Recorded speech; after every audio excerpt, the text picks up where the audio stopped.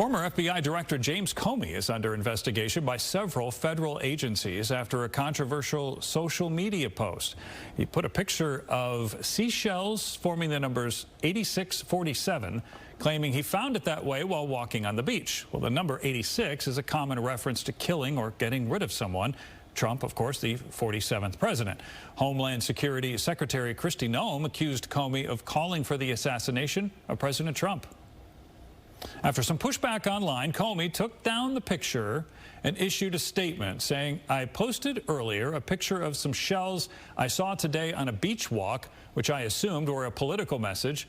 I didn't realize some folks associate those numbers with violence. It never occurred to me, but I oppose violence of any kind, so I took the post down."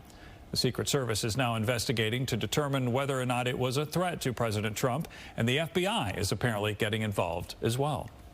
Fox News anchor Shannon Bream with Fox News Sunday joining me now. Good morning. Good morning. Good to see you. Good to see you. All right, this questionable post by James Comey, what's the political fallout now in Washington? Well, folks here are kind of seeing it as a bit of a Rorschach test where you think, is it a threat? Is it being overblown? But the question to a lot of people is, this is a man who ran the FBI. He's very educated, very astute, very accomplished. And they have a hard time believing that he wouldn't know 86 is a reference to getting rid of something or to tossing something or to killing someone. That may be the most extreme interpretation of it. But folks have a lot of raised eyebrows this morning that if you came across something on a beach, you didn't know what it was, would you post it knowing it could have any kind of implication? If you weren't sure, why post it? If you knew what it was, why post it? So it's something we'll discuss with our panel this weekend on Fox News Sunday. Yeah, they always say, when in doubt, leave it out. All right, the peace talks have turned into an old game of chess here. Are lawmakers optimistic?